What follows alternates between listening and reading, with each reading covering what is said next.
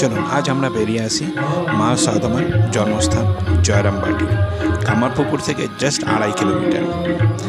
এখানে তো সমস্ত কিছু টাইমিং দেখানো রয়েছে, যে গরমের সময় কোন সময় আপনি আসতে পারলে সুবিধে এবং ঠান্ডার সময় কোন সময় আসতে পারলে সুবিধে। তবে হ্যাঁ, কামারপুকুর থেকে জয়রামবাটি যেতে গেলে যে দৃশ্য আপনারা দেখতে পাবেন সেগুলি জাস্ট আপনাদেরকে দেখাচ্ছি। অপূর্ব সুন্দর, অপূর্ব অপূর্ব অপূর্ব সুন্দর গ্রাম বাংলা। এবং এখানকার একটা সবচেয়ে বড় স্পেশালিটি হচ্ছে প্রত্যেকটা বাড়ি কিন্তু ভীষণ কালারফুল, এবং যেটা মাটির বাড়ি রয়েছে সেটা তো খড়ের চালের হবে। হ্যাঁ, এখানে রয়েছে সেন্ট থমাস স্কুলও অবশ্যই, এবং এটি হচ্ছে নরনারায়ণ আশ্রম। এখানের মধ্যে প্রত্যেক দিন একটি ছোট বাচ্চা ছেলের একটি পুজো করা হয়, এই জন্য এটাকে নাম বলা হয়েছে নরনারায়ণ, অর্থাৎ মানুষের রূপে নারায়ণ।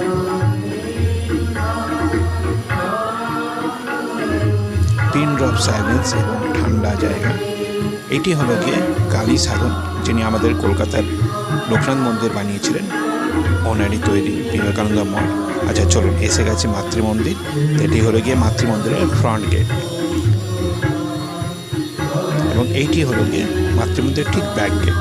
এখানে এই দিনকে জাস্ট মায়ের জানুয়ারি 3 তারিখে অনুষ্ঠান ছিল বলে সমস্ত সুন্দর করে সাজানো হয়েছে। এখানকার একটা সবথেকে বড় বৈশিষ্ট্য হচ্ছে প্রত্যেক জায়গায় কিন্তু একটা জিনিস অবশ্যই লেখা রয়েছে, যে এখানে কিন্তু কেউ কিন্তু কোনোরকমভাবে পিকনিকের মতো কোনো কিছু করবেন না এবং কোনোরকম চেঁচামেচি করবেন না। ভীষণ ঠান্ডা এবং শান্ত পরিবেশ। হ্যাঁ, আপনাদেরকে অবশ্যই বলবো, যদি আপনি 4 চাকাতে করে এসছেন তো মন্দিরের ভেতরে অ্যাজ ওয়েল অ্যাজ বাইরেও কিন্তু পার্কিংয়ের সম্পূর্ণ ব্যবস্থা আছে, এবং এখানে কিন্তু বাইরেও আপনি প্রচুর লজ পাবেন, অ্যাজ ওয়েল অ্যাজ ভেতরে কিন্তু আপনি কিন্তু অতিথি নিবাস যেটাকে বলে থাকি আমরা ভক্তদের জন্য, সেটাও পাবেন। এটি হলো এখানকার ভান্ডারা এরিয়া, যেখানেতে আমরা খাবার দাবার প্রত্যেকটা মুহূর্তে পেয়ে থাকি, যেটাকে বলে থাকি এখানেতে প্রসাদ পাওয়া। হলঘরটি দেখতে পাচ্ছেন, প্রায় অ্যাট এ টাইম 800 থেকে 1000 লোক এখানে বসে খেতে পারে। তবে হ্যাঁ, একটা কথা অবশ্যই বলবো, কাউকে মাটিতে বসে এখানে খেতে হয় না। স্টিলের টেবিল এবং বেঞ্চ রয়েছে, যেখানেতে হয় খাওয়া দাওয়া। এটি হলো গিয়ে ভান্ডারার ভেতরের এরিয়া, যেখানে সবজি সমস্ত কিছু স্টক করা হয়। এবং বিলিভ মি, এত সুন্দরভাবে এখানের মধ্যে স্টোররুমটি আছে।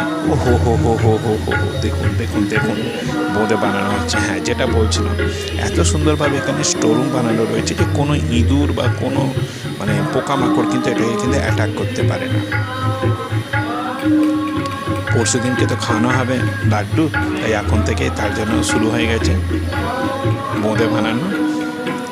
আমাদের হরিহর বাবু বানাচ্ছেন বোঁদে, সুন্দর তালে তালে ঠক ঠক ঠক ঠক ঠক ঠক করে বেসমের ঘোলাটিকে দিয়ে তেলের ওপরে ছাঁকছেন, এবং এই হচ্ছে বোঁদে তৈরি হচ্ছে। এরপরেই এটাকে জাস্ট লাড্ডুর মতো করে পাকানো হবে। অনেকেরই একটি ভুল ধারণা আছে যে করে রামকৃষ্ণ মিশনেতে ননভেজ চলে না। হ্যাঁ, ননভেজের মধ্যে শুধুমাত্র কিন্তু মাছই অ্যালাউ থাকে। দেখুন, এই যে উনুনটা আছে, এটা একটা বিশাল বড় বৈশিষ্ট্য আছে। এইখানের মধ্যে কিন্তু ভাত এবং ডাল, আর তার সাথে সাথে যে তরকারিটি হিউজ কোয়ান্টিটিতে সবাইকে দেওয়া হয়, সেই তরকারিটা কিন্তু এই উনুনের মধ্যে তৈরি করা হয়। এবং এই উনুনটির সবথেকে বড় বৈশিষ্ট্য হচ্ছে কমপক্ষে আপনাকে 1 কুইন্টাল যদি এখানে কাঠ দিয়েছেন তবেই কিন্তু এটি জ্বলবে। তবে হ্যাঁ, এখানের মধ্যে গ্যাসের কোনো ব্যবস্থা নেই, কোনো গ্যাসের এখানের মধ্যে আমরা অ্যালাউ করে না রামকৃষ্ণ মিশন। সমস্ত কিছু ডিজেলেতে রান্না করা হয় কিংবা উনুনেতে রান্না করা হয়। একবার আমি এই উনুনটিতে জাস্ট আগের বছরই জাস্ট উনুনটা তখন নিভেছিল, বিকেলবেলাতে ওই 4টে 4:30 নাগাদ না, আমি পুরো উনুনটির ভেতরে ঢুকে পড়েছিলাম। এত বিশাল জায়গা। চলুন, সমস্ত কিছু হয়ে এসছে, এবার কড়া টড়া ধোয়ার পালা। ব্যাস, আর কি।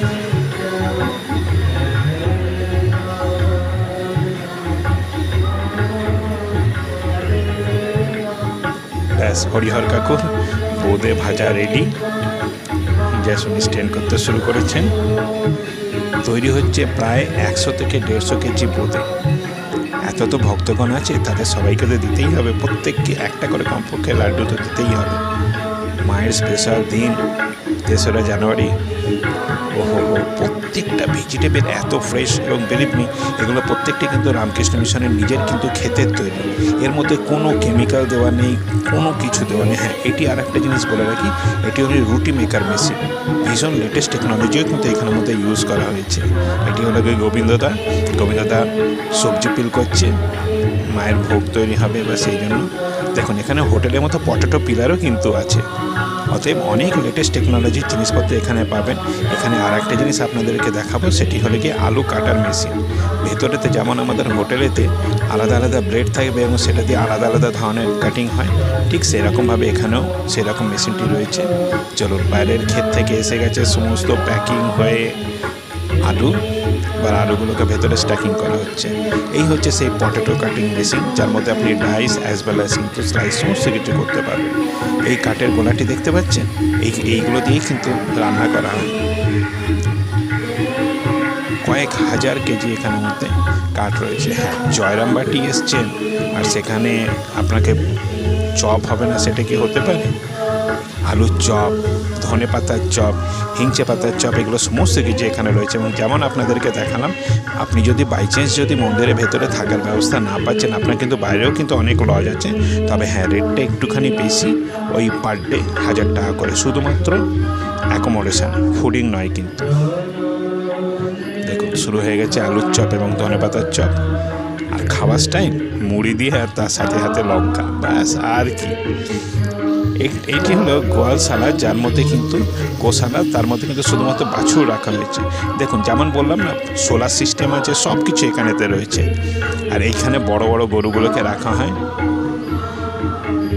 এই লজটি যা শুরু হচ্ছে, লজ বলাটি ভুল হবে, এটা হচ্ছে কি অতিথি নিবাস, রামকৃষ্ণ মিশনের নিজস্ব, এবং বিলিভ মি একটা হোটেলের স্টাইলে এটা তৈরি করা হয়েছে। এখানে লিফট থেকে সমস্ত কিছু রয়েছে। জেনারেলি ভিভিআইপিরা এখানের মধ্যে থাকে, তবে মায়ের আশীর্বাদেতে এখানে কিন্তু আমরা চান্স পেয়েছিলাম। 95 সাল থেকে প্রতি বছর যাচ্ছি, তো মহারাজদের সঙ্গে প্রচণ্ড আদরের হয়ে গেছি। তো এখানের মধ্যেই আমাদের থাকার ব্যবস্থা হয়েছে। দেখুন ব্রহ্মা নিবাস রয়েছে এখানের মধ্যে, বিবেকানন্দ ধাম,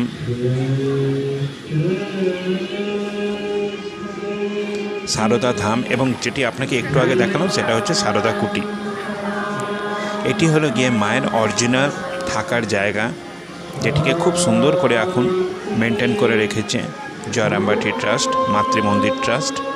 এটি হলো গিয়ে মন্দিরের জাস্ট ভেতরটি, মন্দির মানে যেখানে মা সারদা মা থাকতেন সেইটার ভেতর এরিয়াটা এত সুন্দরভাবে করা হয়েছে না। এখানে যদি আপনি এসে যদি জাস্ট আধ ঘন্টা যদি থেকেছেন না, তো মাথা পুরো ফ্রেশ হয়ে যাবে।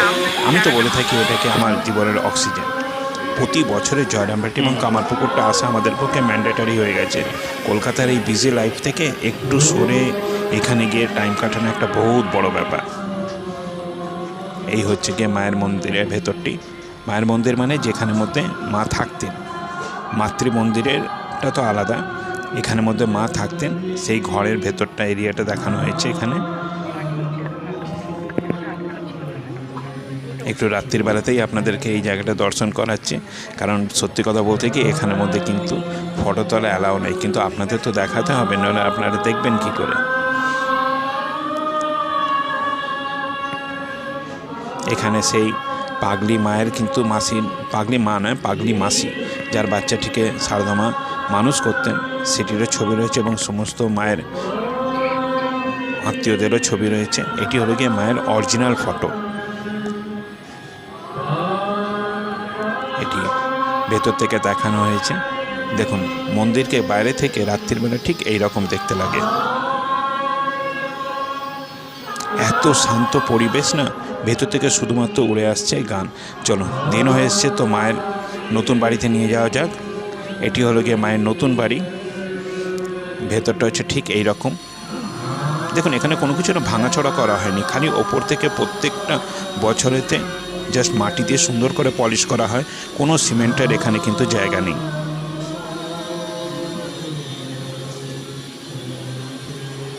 অপূর্ব সুন্দর এরিয়া, ভীষণ ভীষণ ভীষণ শান্ত পরিবেশ। এবং সত্যি কথা বলতে কি এখানে আচ্ছা চলুন, চলে এসছি সিংহবাহিনী মন্দির। বলা হয় মা একটা সময় খুব অসুস্থ হয়ে পড়েছিলেন এবং সারদা মা এই মন্দিরেতে এসে এখানকার মায়ের কাছে হত্যা দিয়েছিলেন এবং হত্যা দেওয়ার পরেতে এই যে মাটিটি আপনাদেরকে জাস্ট এইমাত্র দেখালাম, এই টাবের মধ্যে মাটিটি সারাক্ষণ গচ্ছিত রাখা থাকে এবং সেইটাকেই মা নিজের গায়ে লাগিয়ে উনি সুস্থ হয়েছিলেন। তারপর থেকে এই সিংহবাহিনী মন্দির এতটাই জাগ্রত যে যখনই কোনো মানুষ অসুস্থ হয়ে পড়ে এইখানকার মাটি জাস্ট গায়ে লাগিয়ে রাখলে বলে নাকি একদম মানুষ সুস্থ হয়ে পড়ে। এটা হচ্ছে সিংহবাহিনী মন্দিরের ভেতরের মায়ের ফটো। এর সামনেই হচ্ছে হরিকীর্তন এরিয়া। এই সিংহবাহিনী মন্দিরের সবথেকে বড় সিম্বল।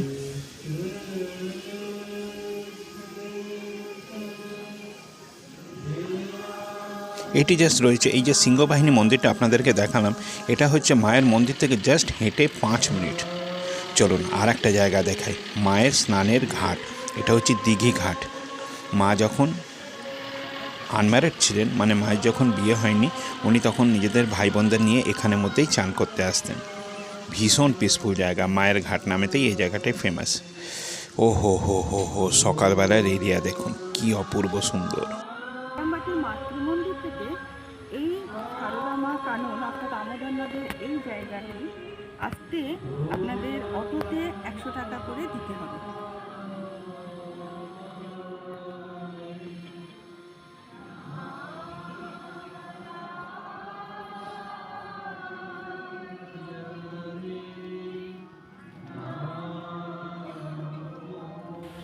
নারীর আদর্শ, যাকে আমরা দুর্গা, কালী, সীতা, রাধা বলি, তিনি আমাদের সকলের মা শারদা।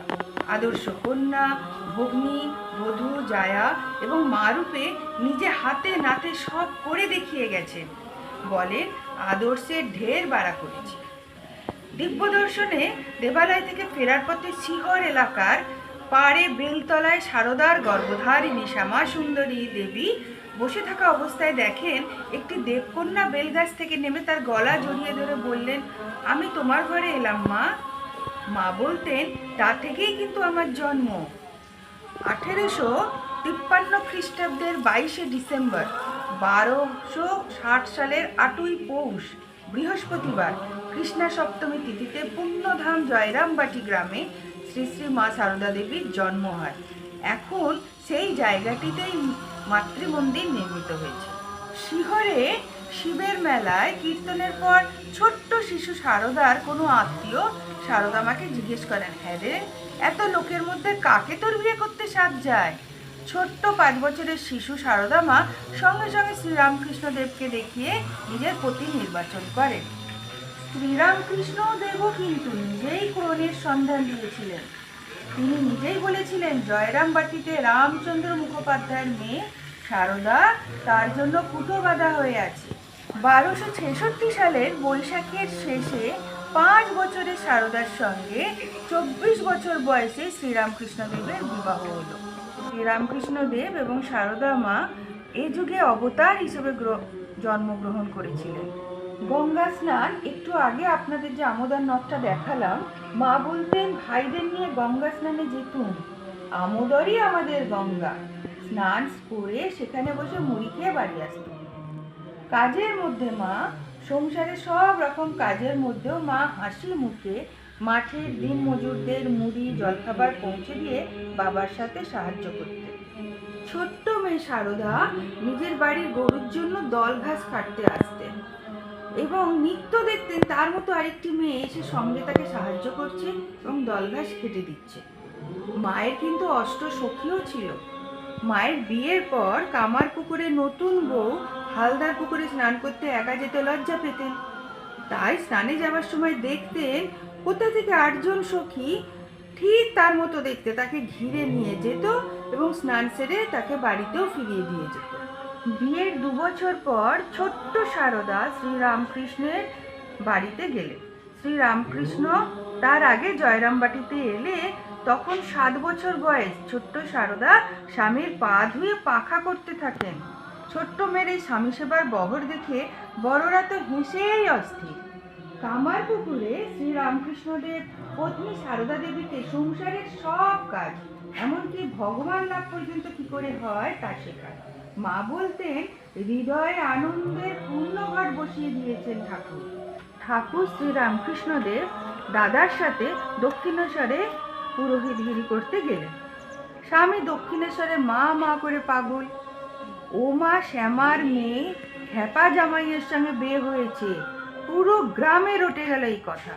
সারদা দেবী খুব দুঃখ পেলেন, মনের দুঃখ ভানু পিসির কাছে প্রকাশ করেন। গ্রামবাসীরা গঙ্গা স্নানে যাবে জেনে সারদা মাও পিতা রামচন্দ্রের সঙ্গে স্বামী দর্শনে দক্ষিণেশ্বরে রওনা হন। দক্ষিণেশ্বরের পথে মাঝপথে মায়ের জ্বর হয়। মায়ের জ্বর হলে ভাবেন পতি সেবা করা বুঝি আর আমার হলো না। রাতে দেখেন একটি কালো মেয়ে তার গায়ে হাত বুলিয়ে দিতেই সারা শরীর জুড়িয়ে গেল। মা বললেন, তুমি কে হও গো? উত্তরে মেয়েটি বলল, আমি তোমার বোন হই। সকালে ঘুম থেকে উঠে দেখেন জ্বর নাই। মা দক্ষিণেশ্বরে রওনা হন। দক্ষিণেশ্বরে পৌঁছালে শ্রীরামকৃষ্ণ পরম সাদরে মাকে গ্রহণ করে ঔষধ প্রত্যাদির ব্যবস্থা করেন। মা বুঝলেন স্বামী পাগল বলে সব মিথ্যে রটিয়েছে। মা নহবতের ছোট্ট ঘরে থাকতেন। একদিন ভোরের অন্ধকারে গঙ্গা স্নানে গিয়ে কুমিরের গায়ে প্রায় পা দিয়ে ফেলেন। শ্রীমায়ের পদশব্দ শুনে কুমির জলে লাফিয়ে পড়ল। স্বামীর সঙ্গে সারদা মার সম্পর্ক কেমন ছিল জানেন? একদিন মা ঠাকুরকে জিজ্ঞেস করলেন, তুমি আমাকে কিভাবে দেখো? ঠাকুর বললেন, যে মা মন্দিরে আছেন তিনি এই শরীরে জন্ম দিয়েছেন। ও এখন নহবতে বাস করছেন এবং সেই মাই এখন আমার পদসেবা করছেন। সাক্ষাৎ আনন্দময়ী রূপ বলে তোমায় সর্বদা আমি সত্য সত্য দেখতে পাই। 1872 খ্রিস্টাব্দের 5ই জুন অর্থাৎ 1279 সালের জ্যৈষ্ঠ মাসে ফলহারিণী কালী পুজোর দিন শ্রীরামকৃষ্ণদেব সারদা দেবীকে দশমহাবিদ্যার মধ্যে ষোড়শী দেবী রূপে পূজা করেন ও সমস্ত সাধনার ফল তাঁর চরণে অর্পণ করেন। স্বামী সেবার ত্রুটি জেনেও সন্তানের আবদার ফেলতে না পেরে মা একজন খারাপ মেয়ের হাতে ঠাকুরের খাবার পাঠিয়েছিলেন। এরূপ করতে নিষেধ করায় মা জোর হাত করে বলেন, ওটি পারবনি ঠাকুর। মা বলে, কেউ এসে কিছু চাইলে আমি না বলতে পারবনি। দক্ষিণেশ্বরে মায়ের থাকার ঘর নহবতের একদিন ঠাকুর নিজের ফটোটি নিজেই পুজো করেন। মা ওই ফটোটি নিত্য পুজো করতেন। দেবী সিংহবাহিনীর মন্দিরেও মা হত্যে দিয়েছিলেন। মা একবার আমাশয়ে ভুগলে জয়রামবাটিতে দেবী সিংহবাহিনী মায়ের মন্দিরে হত্যা দিয়ে স্বপ্নে ঔষধ পেয়ে সুস্থ হন। তখন থেকেই দেবী সিংহবাহিনীর মাহাত্ম্য প্রচার হয়। একবার দক্ষিণেশ্বরের পথে তেলভোলোর মাঠে সন্ধ্যায় ডাকাতের সামনে পড়ল মা সারদা। কিন্তু মা শান্তভাবে বললেন, বাবা, সঙ্গীরা চলে গেছে, তোমার জামাই দক্ষিণেশ্বরে থাকে, আমি তার কাছেই যাচ্ছি। ইত্যবসরে ডাকাতের স্ত্রী এলে মা বলেন, আমি তোমার মেয়ে সারদা। মুহূর্তে ডাকাতদের মন একদম পাল্টে যায়। শ্যামপুকুর বাটিতে ঠাকুরের গলায় ক্যান্সার ধরা পড়ে। কলিকাতাস্থ শ্যামপুকুরে 1885 খ্রিস্টাব্দে অক্টোবর মাসে ভাড়া বাড়িতে নিয়ে এলেন ভক্তেরা।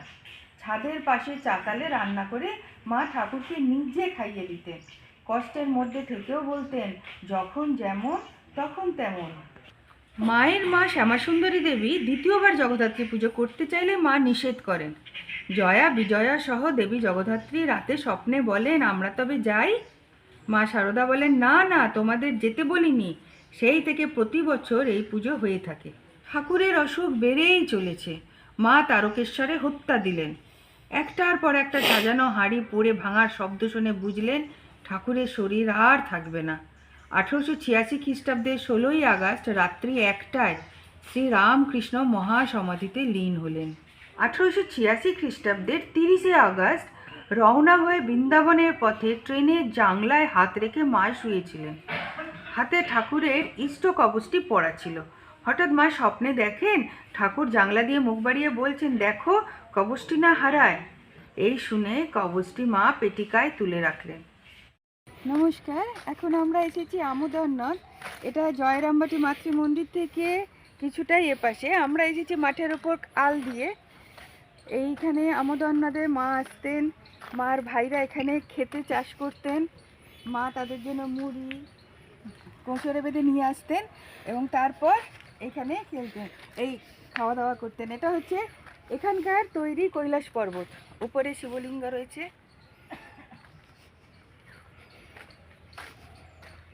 আর একটা বৈশিষ্ট্য আছে, এটা কিন্তু এখানকার শ্মশান।